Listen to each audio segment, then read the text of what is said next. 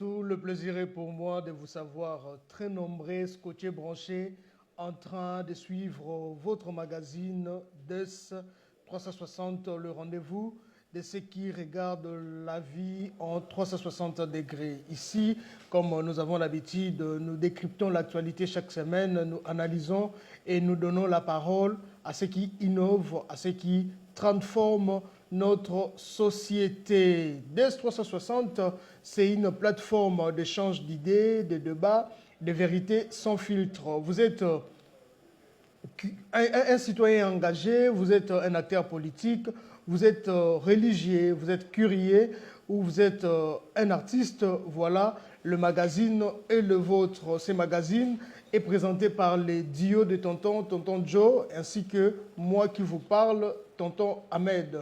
Et pour aujourd'hui, nous allons parler de l'actualité, le gouvernement Souminouadé, Oyo, Ezolo Bissabatu. Vraiment, ça fait couler beaucoup d'encre et de salive. Nous allons aborder cela avec Tonton Joël. Nous allons parler de diplôme Oyo, Ezo s'émet beaucoup de doutes. Il y a ministre et à jeunesse grâce Émile Coutinho, mais également, toujours dans ces mêmes numéros, nous allons parler de la dynamique Marley Mbumba avec M. Simon Kabemba. Et sans plus tarder, j'ai dit déjà un grand bonjour à mon coprésentateur, mon binôme, Tonton Joël. Salut Tonton Joël. Merci, salut Tonton Ahmed, salut à tous nos téléspectateurs qui nous suivent de partout. Et c'est encore un nouveau numéro de DS 360 que vous suivez. Nous sommes très heureux de vous savoir vraiment nombreux. Yakolanda Bisso, vous nous écrivez au travers des réseaux sociaux par encouragement, par remarque, par critique. Nous avons un mot vraiment droit au cœur parce que c'est ce qui va nous faire grandir, c'est ce qui nous fera vraiment beaucoup de bien à l'avenir. Comme l'a dit tantôt Ahmed, nous sommes aujourd'hui avec M. Simon Kabemba. Il va se présenter qui il est dans la dynamique Marley Mbumba. Nous rappelons à tous nos téléspectateurs que Marley Mbumba est un digne fils du district Yachangu. Il fait vraiment de miracles de ces côtés-là. Tout à l'heure, M. Simon Kabemba va nous en parler. Je crois que vous allez découvrir qui il est et c'est quoi la dynamique Marley Mbumba. Comme ça, on reçoit notre invité, M. Simon Kabemba, à qui on dit un grand bonjour et bienvenue. Oui, bonjour Tonton Joël, merci Tonton Ahmed pour cette considération que vous avez pour moi et toute la dynamique, laquelle est dirigée par monsieur ingénieur Marley Mbumba Kama, que nous saluons de très loin, et là où il est, qu'il se sente remercié pour cette occasion. Très bien. Aujourd'hui, moi, je ne serai pas beaucoup en train de te questionner ou de vous questionner pour ne pas vous tutoyer. Ce sera beaucoup plus Tonton Ahmed qui aura des questions à vous poser. Mais moi, personnellement, je m'aimerais que vous vous présentiez brièvement, nous dire qui vous êtes, qu'est-ce que vous faites auprès de M. Marley Mbumba, donc dans la dynamique Marley Mbumba, qui vous êtes exactement. Ok, merci beaucoup. La charité, bien entendu, ne commence pas d'abord par soi-même. Ouais. Je suis Simon Kabemba Ngandou. D'aucuns m'appellent Cicéron de Tiangu. Okay. Je suis en train d'accompagner, je suis auprès de M. Marley Mbumba Kama. Personnellement, je suis philosophe. Oui, je suis philosophe. Okay. Et je fais des analyses un peu très fondées. Mais ici, présentement, souffrez que je vous dise que je suis le secrétaire général de la dynamique Marley Mbumba Kama. Très bien. Tonton Ahmed, vous avez entendu la brève présentation de M. Simon Kabemba. Je vous remets la parole, histoire d'entamer avec les questions prévues pour ces numéros. Merci beaucoup, Tonton Joël. Monsieur Simon, vous êtes le secrétaire général de la dynamique Marley Mbumba. Et dites-nous tout sur la dynamique Marley Mbumba. Oui, merci beaucoup, Tonton Ahmed, pour la question. C'est très pertinent que l'on parle de la dynamique Marley Mbumba, au sens que, d'abord, au premier qu'on puisse évoquer, la dynamique se veut d'abord ce mécanisme de changement et tout ce qui peut changer au cours du temps.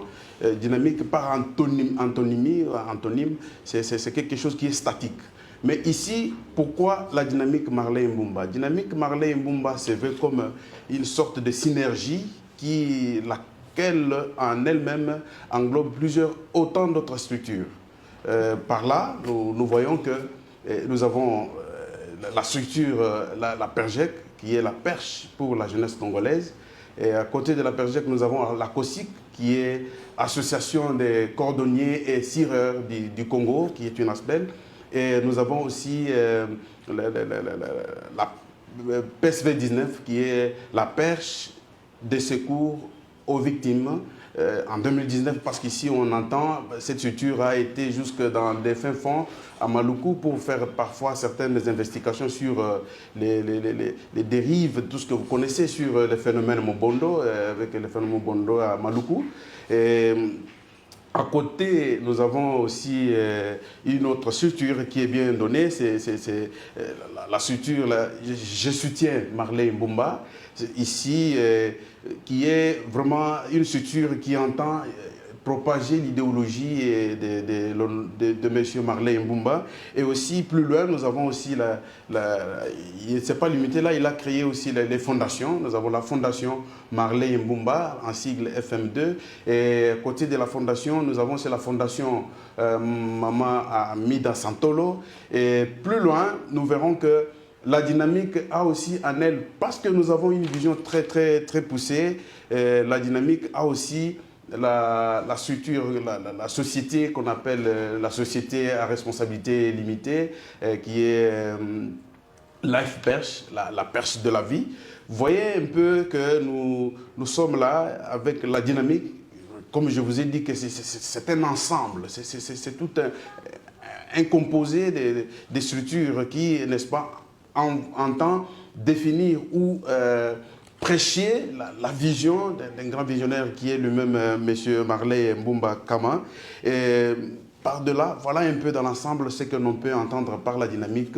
Et peut-être je vais revenir sur les objectifs et autres, bien d'autres choses que nous pouvons voir. D'accord, M. Simo, mais toutes ces structures sont gérées par vous, ou bien il y a aussi d'autres personnes qui vous aident à la gestion de ces structures? Parce que ça fait plein. Ok, c'est bien sûr. Ce n'est pas que toutes ces structures sont gérées par nous-mêmes, mais ces structures, vous entendrez que Marley Mbumba, c'est une personnalité morale, c'est une autorité morale bien sûr, mais au sein de toutes ces structures, nous avons toujours des représentants qui sont, par exemple, pour la structure, la PERJEC, nous avons monsieur, il y a quelqu'un qui est chargé, c'est monsieur dont je m'abstiens de tenir, de taire le nom, mais nous avons la fondation, au sein de la fondation, nous avons madame Sephora Tango, et nous avons au sein de la PSB 19, nous avons monsieur Gloudi, et au sein de la structure, je soutiens Marley Mbumba, nous avons monsieur...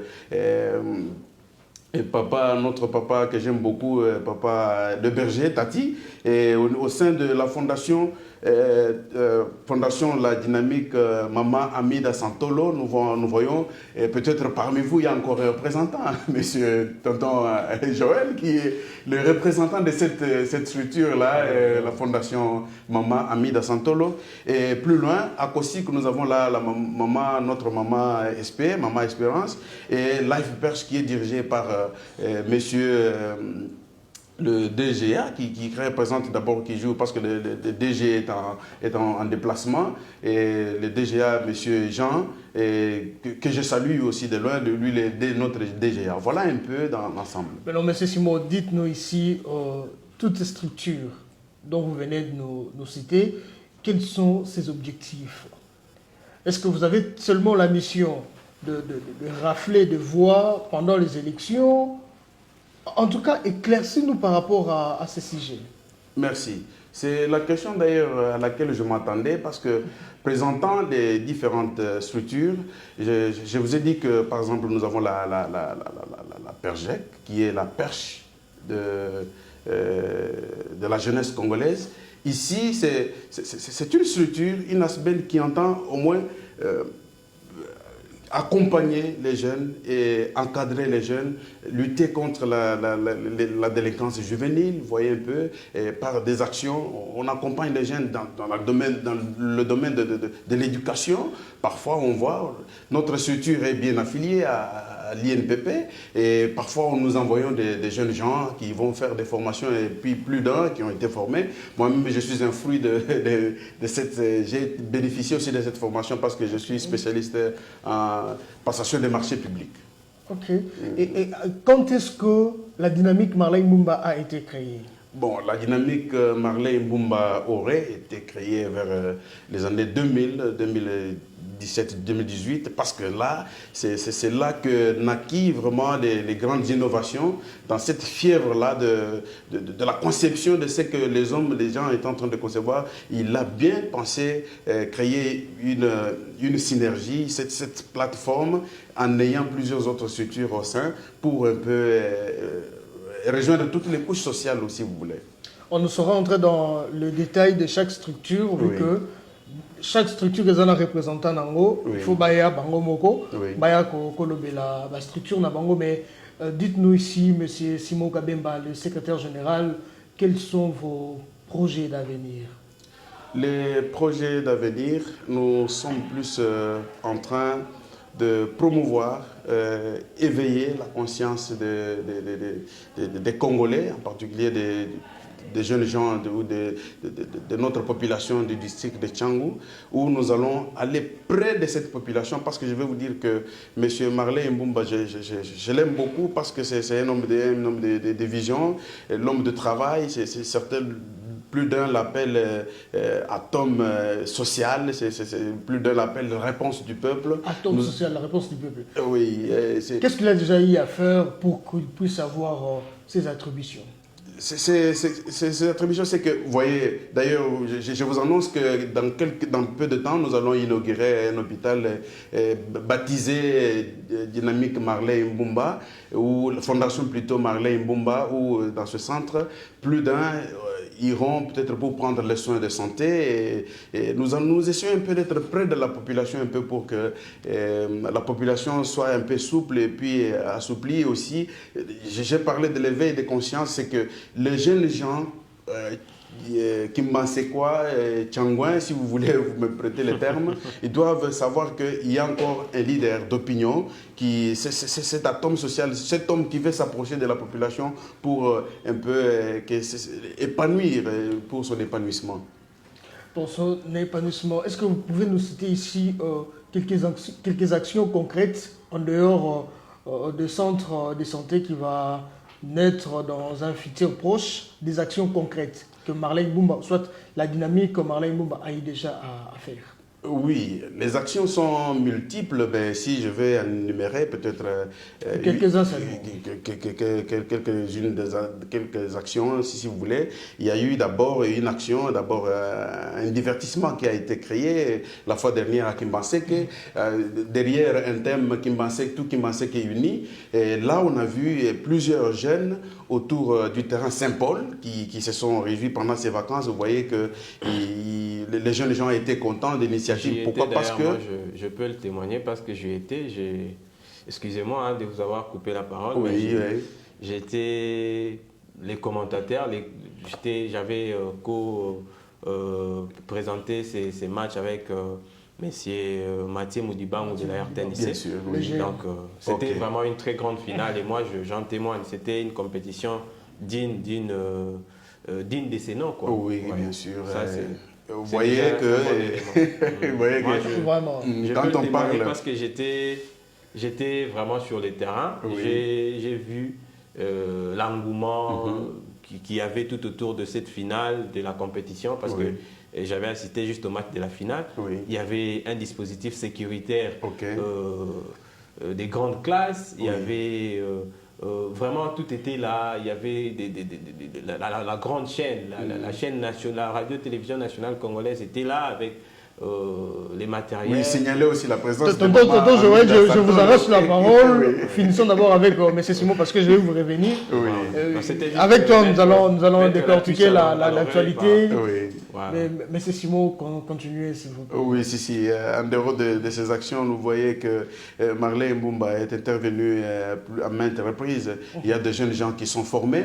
Et j'ai cité M. Dadim Pianzi qui a bénéficié aussi de cette formation. Et il y a bien d'autres jeunes que la structure PERJEC envoie si souvent à la formation à l'INGP. Si je vous comprends bien, oui. Vos actions se limitent seulement à Tchangou et à Kimbanteke.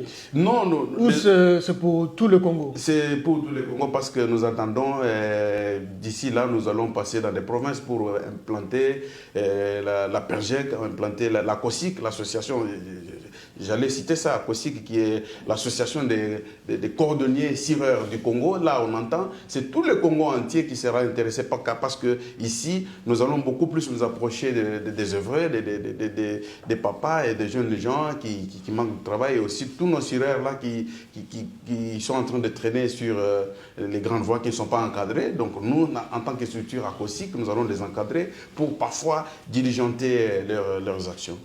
Monsieur Simon Kabemba, j'aimerais que vous puissiez regarder cette caméra et vous puissiez dire à cette population, aux Ezotalayo, il faut s'attendre à la dynamique Marley Mbumba.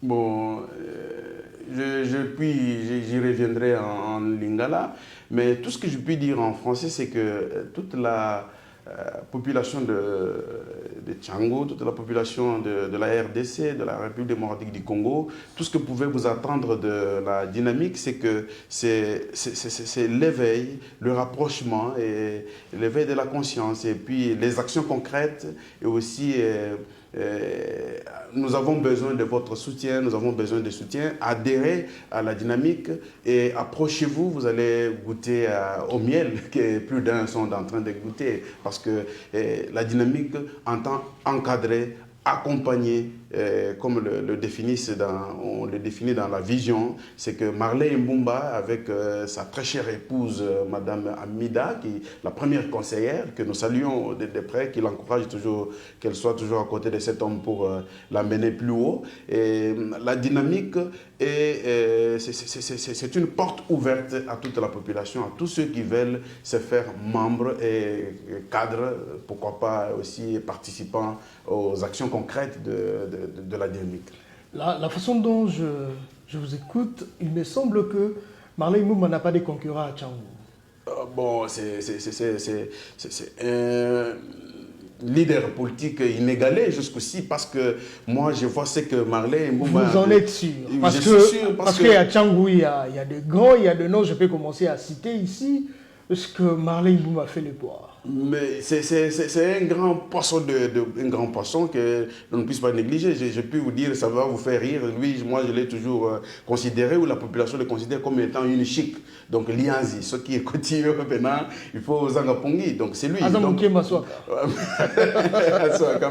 Ce qui est évident, c'est que c'est un homme politique de poids et qui est en train encore de faire des actions. Nous saluons de très près le président de la République démocratique du Congo qui nous suit, et qu'il comprenne aussi qu'il y a à Tchangou, il y a encore un homme qui est en train de prêcher sa vision, qu'il y a encore un homme qui est en train de prêcher son moral, parce que le président de la République est dans cette logique de la jeunesse, et vous voyez un peu ce qui est en train de se faire. D'accord, monsieur Simon Kabemba, je vais vous revenir tout à l'heure. Joël Mokeni, tonton Joël, tonton Joe. Tonton Ahmed.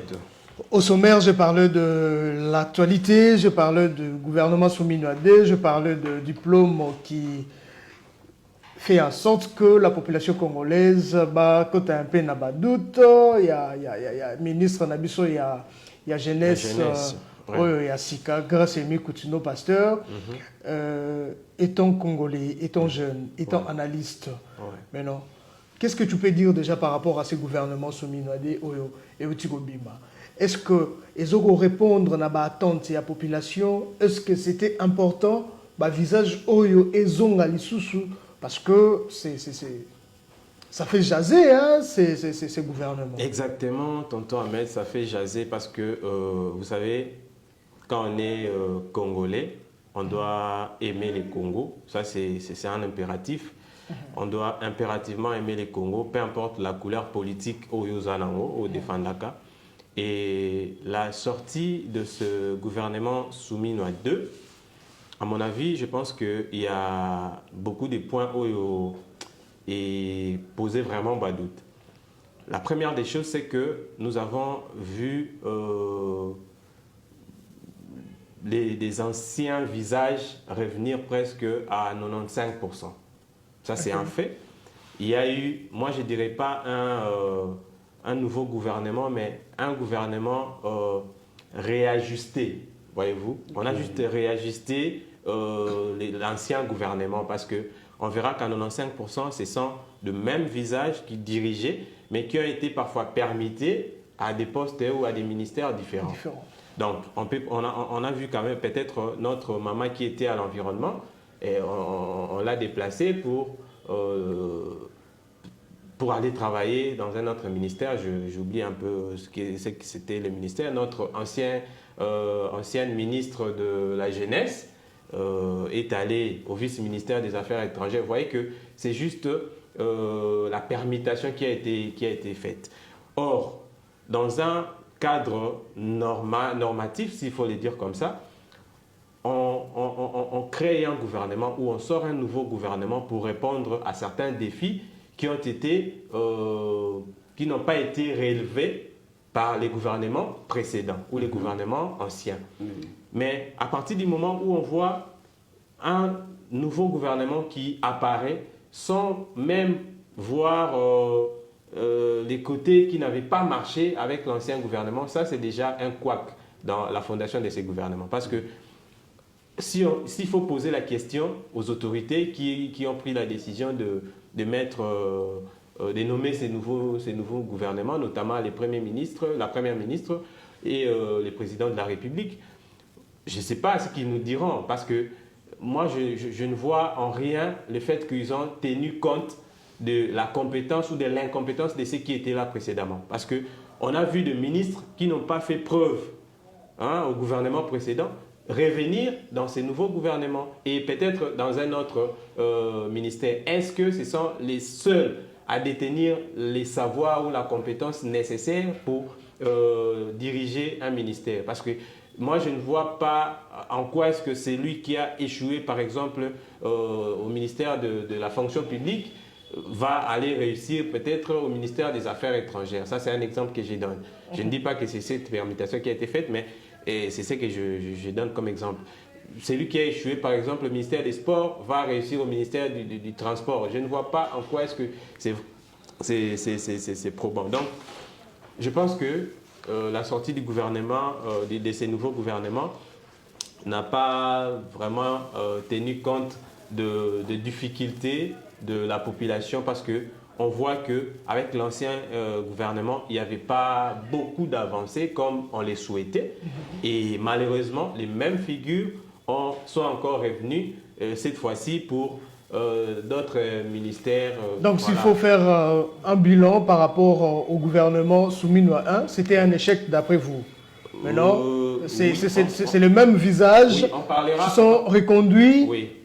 On parlera d'une réussite lorsque on voit peut-être, même aux examens d'État, récemment, on vient hier à Tchang où il y avait la publication des examens d'État. Ce qui ont réussi, c'est ceux-là qui ont eu 50% ou plus.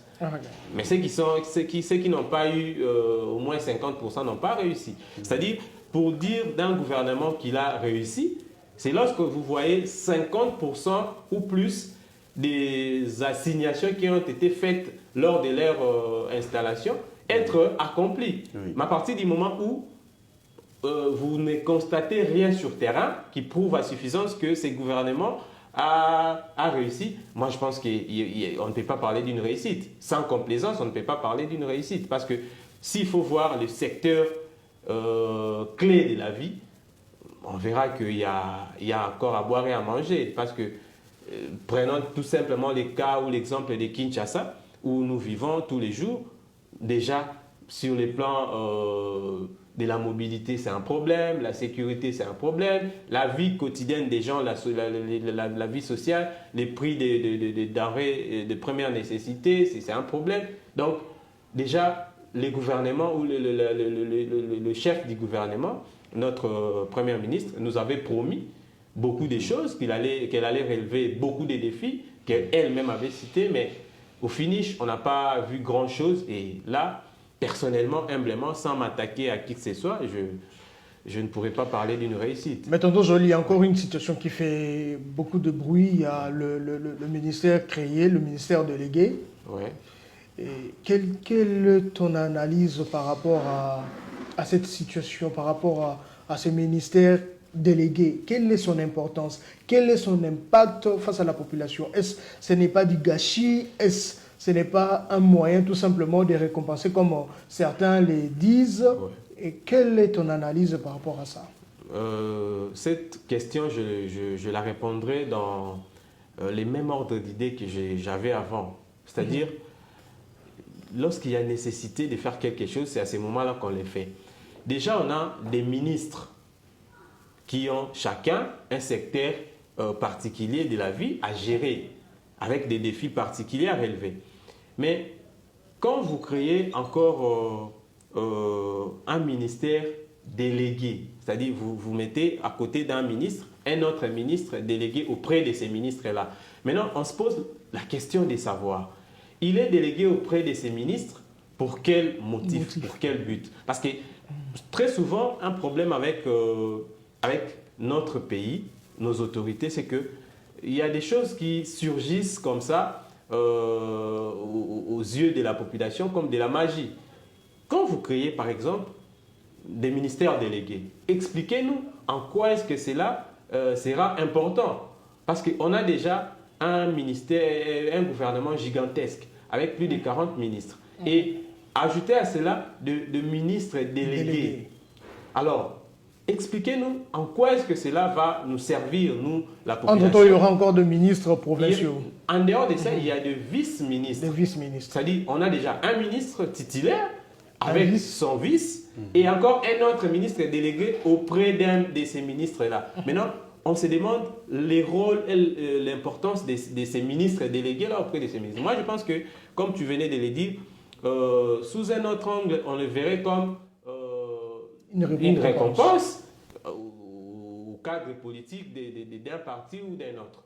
Et d'un autre côté, on verra comme si c'est toujours dans le cadre de la récompense, c'est un partage des gâteaux. C'est-à-dire, on voit que, bon, mais c'est Simon Kabemba, c'est un proche à moi. Je vois que vu la taille ou les poids des gens que j'ai déjà nommés, je ne peux pas bouger dans un tel ministère pour remplacer M. Simon. Bon, je peux créer un truc là pour lui donner et qui va en profiter. C'est déjà quelque chose qui, à mon avis, je pense qu'il faut vraiment des explications claires avant qu'on prenne cette chose-là au sérieux. Parce que jusque-là, moi, je pense que humblement, c'est quelque chose qui n'avait pas vraiment... Mais il semble aussi que certains ministres délégués ne sont pas contents de ces postes. Notamment, il y a une vidéo de photos qui ont circulé de ministre Guy Luando Mboyo. Bien après, ça a été démenti. Il semblerait qu'il n'était pas content du ministère qu'on lui a confié. Maintenant, cette attitude-là, comment tu peux l'interpréter en tant que... un communicologue, parce que tout est communication. Oui. Le visage qu'il avait, l'expression faciale, la manière dont il réagissait après la publication. Comment tu l'as interprété? En fait, l'interprétation est très simple.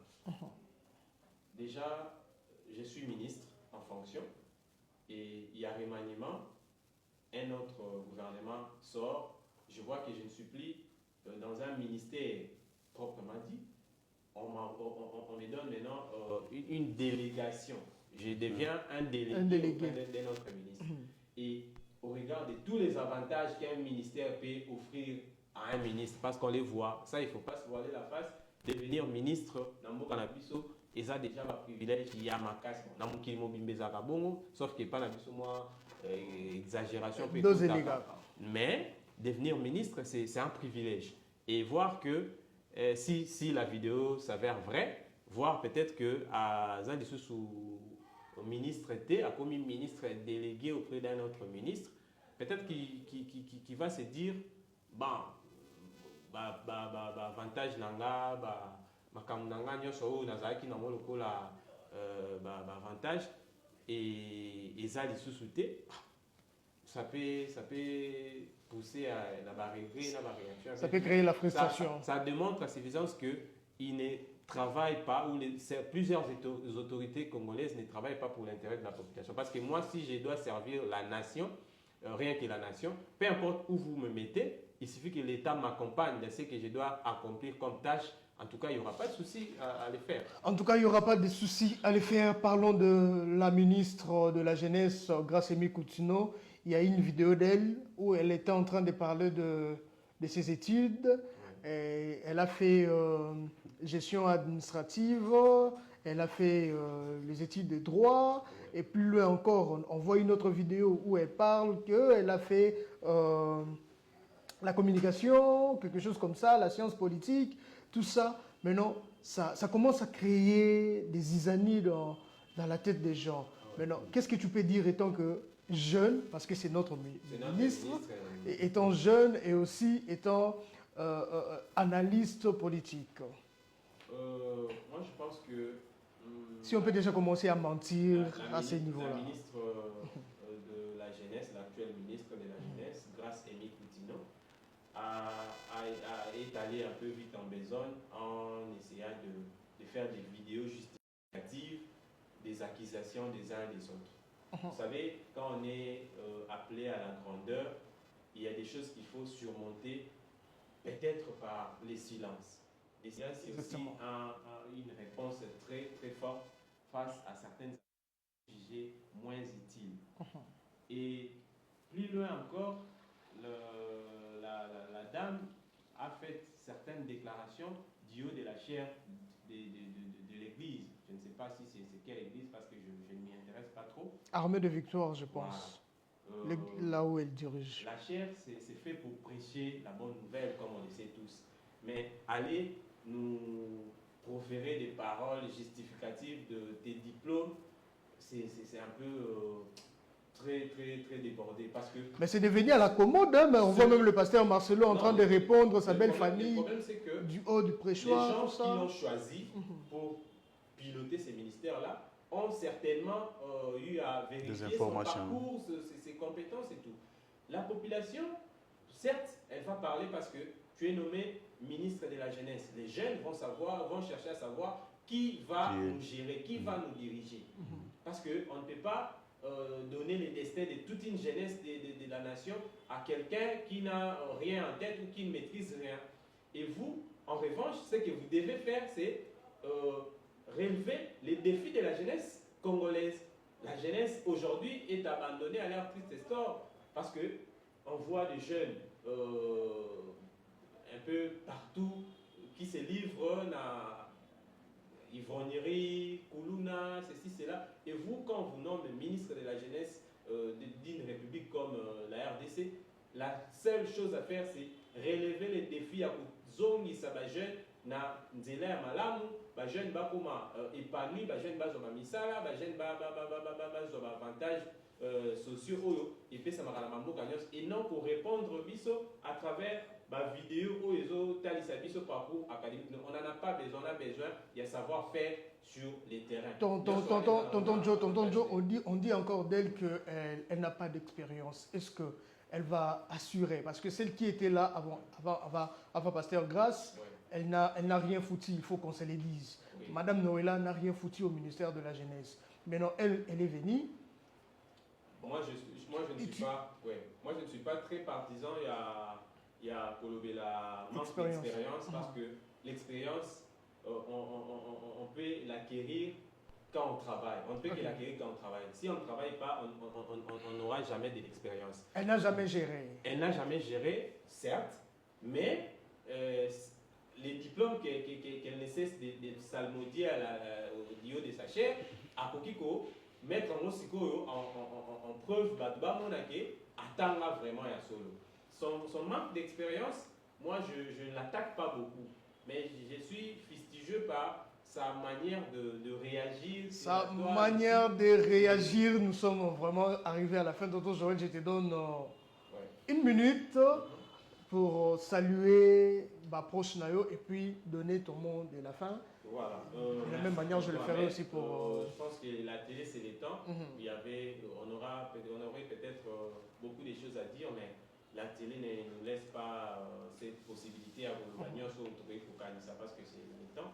Et un grand merci à vous et à M. Simon Kabemba pour sa présence dans le plateau. Et je remercie comme ça beaucoup tout le monde qui a pris son temps pour nous rendre la. Et je dis comme ça des sincères félicitations à notre petit frère cadet, Plamedi Mokeni, qui nous a fait honneur avec un diplôme d'État, 65% aux États, et en tout cas, ils ont mérité ma félicitation. Nambounga Naye, Inami Ael, Nicolas Mbombo, elle aussi, a obtenu 69% aux États. Et félicitations à vous. Je salue comme ça Emmanuel Makassa, depuis quelque part. En tout cas, Dieu il fait ça la main. Je salue mon ami Florine Bouibamana,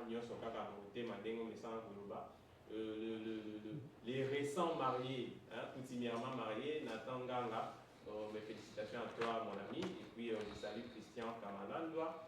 Je salue comme ça Sarah Chilombaka Zadi, la femme, il y a Gloire Mokeni, maman, il y a bébé Darren. En tout cas, merci beaucoup, tonton Joël. Monsieur Simo, un mot pour que tu sinsanayo pour Oui, merci beaucoup, tonton. Vous avez 30 secondes. Tonton Ahmed pour l'accord de la parole. Tout ce que je puis dire, c'est que la dynamique, c'est une plateforme organisée. Et je puis même montrer, en face là, j'ai quelques statuts.